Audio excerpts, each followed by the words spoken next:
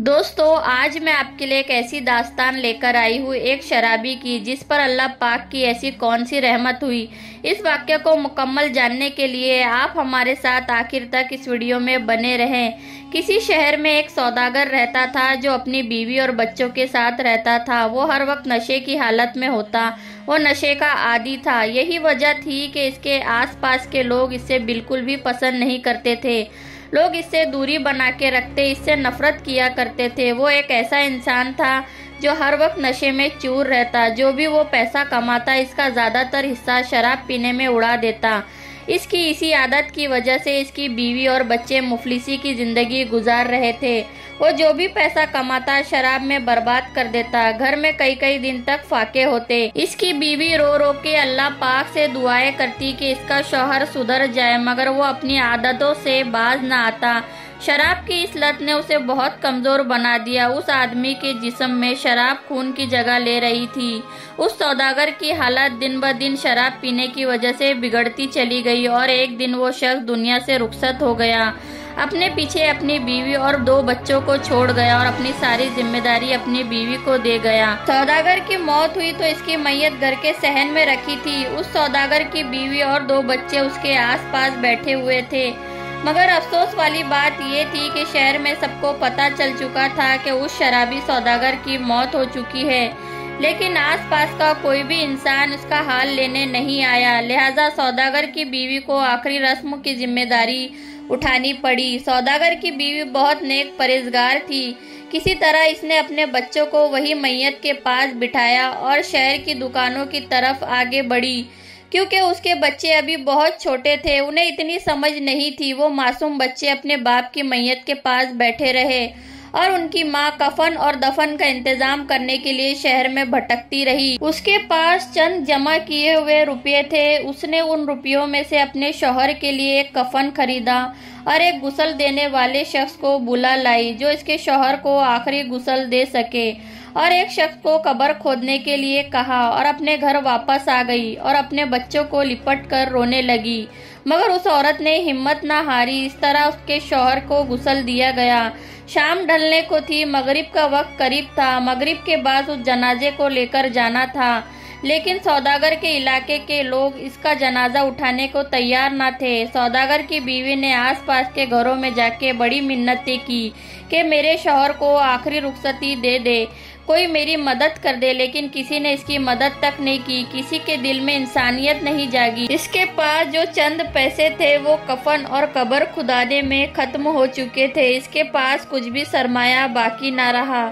इसने शहर में 2 मजदूरों से इल्तिजा की और तमाम माजरा इन्हें बताया कि आप मेरी मदद करें। ना जाने इन मजदूरों के दिल में क्या आया। उन्होंने इस औरत की मदद की, इसका साथ दिया और इसके साथ घर चले आए। किसी तरह 2 मजदूरों ने मिलकर इसके शौहर का जनाजा कब्रिस्तान तक पहुंचा दिया।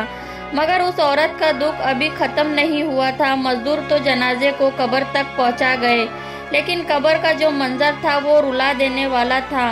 एक अकेली औरत अपने 2 बच्चों के साथ कब्रिस्तान में तन्हा खड़ी थी और यही सोच रही थी कि कोई आए और मेरे शौहर का नमाज जनाजा पढ़ाए। अंधेरा बढ़ता ही जा रहा था। कब्रिस्तान के करीब एक बड़ी सी पहाड़ी थी जिस पर एक अल्लाह वाले बुजुर्ग इबादत इलाही में मसरूफ थे।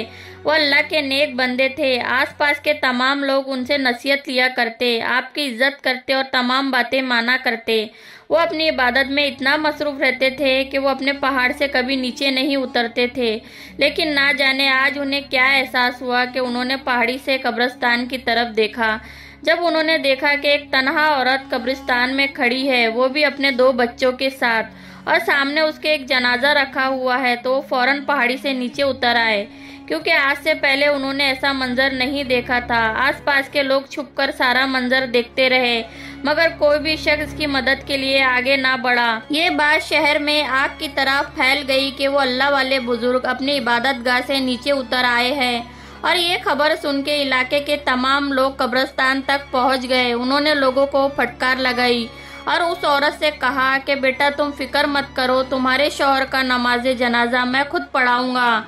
जैसे ही उन्होंने जनाजा नमाज पढ़ानी शुरू की, उस इलाके के तमाम लोग एक एक करके जनाजे की नमाज पढ़ने के लिए आगे बढ़े और अल्लाह वाले बुजुर्ग के पीछे खड़े हो गए। इस तरह उस शख्स की नमाज जनाजा पढ़ाई गई और उस मरहूम शख्स के लिए दुआ करते हुए फरमाने लगे कि मगरिब से कुछ वक्त पहले मैं अपनी इबादत गाह में बैठा था।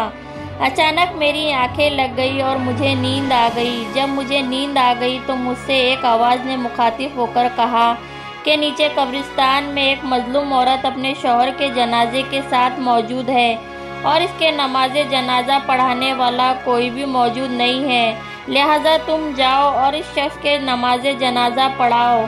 अल्लाह पाक ने उसे माफ़ कर दिया है। और जब मैंने पहाड़ी के किनारे खड़े होकर कब्रिस्तान की तरफ देखा तो मैंने वही मंजर पाया जो दर हकीकत में मुझे बताया गया था।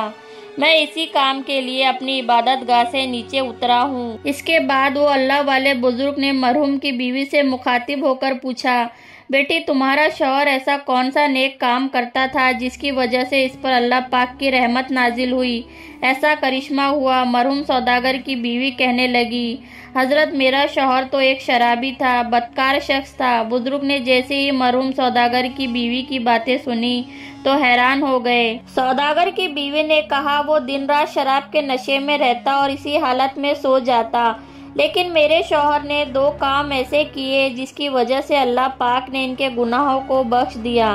पहला ये कि जब भी मेरा शौहर शराब के नशे में होता और इसी हालत में सो जाता, जब वो सुबह उठता और जब नशा उतर जाता तो वो नमाज अदा करता और उन बेजुबान परिंदों को दाना डालता और इनसे कहता, ऐ बेजुबान परिंदों, तुम मेरे मरने के बाद मेरी मगफिरत के लिए दुआ करना।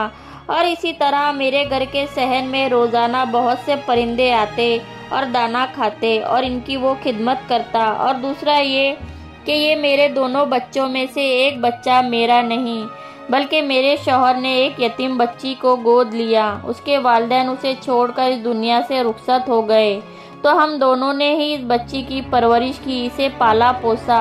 वो दोनों बच्चों को ही बहुत प्यार किया करता और इनसे हमेशा कहता, मैं बहुत बुरा बाप हूँ, गुनहगार हूँ, तुम दोनों मेरे लिए दुआ करना। ना जाने अल्लाह पाक मेरे इन गुनाहों के बदले मुझे जहन्नुम के किस कोने में डालेगा। ये मेरी शराब जैसी बुरी आदत छूट जाए और अल्लाह पाक मुझे माफ़ कर दे। ये सब बातें कहकर सौदागर की बीवी रोने लगी। अल्लाह वाले बुजुर्ग सौदागर की बीवी से कहने लगे, बेटा सब्र से काम लो और अल्लाह पर भरोसा रखो, अल्लाह पाक ने तुम्हारे शौहर को माफ़ कर दिया है। और फिर सब लोगों ने मिलकर उस शख्स को दफन कर दिया। ये कहानी से हमें यही सीख मिलती है कि कोई इंसान कितना भी बुरा क्यों ना हो या कोई बुरा काम करता हो, अगर वो अल्लाह पाक से सच्चे दिल से तौबा कर ले, क्योंकि तौबा के दरवाजे तो हर वक्त खुले रहते हैं। बस अल्लाह पाक यही देखना चाहता है कि मेरा बंदा कब तौबा करे और मेरी तरफ लौट आए। अगर आपसे भी कोई गुनाह हो जाए या आपने कभी कोई ज़िंदगी में बुराई की हो या बुरी आदत का शिकार हो गए हो तो फ़ौरन ही तौबा कर ले। अल्लाह पाक बहुत ही रहम और करीम है, वो अपने बंदों को माफ़ कर देता है।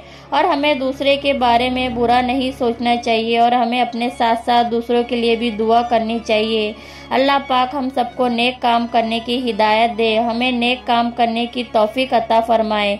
दोस्तों, उम्मीद करती हूँ आज की ये वीडियो आपको ज़रूर पसंद आई होंगी।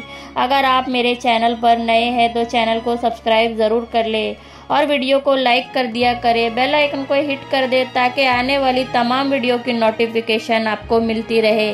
तब तक के लिए अपना और अपनों का ख्याल रखें। इजाज़त दे। अल्लाह हाफिज़।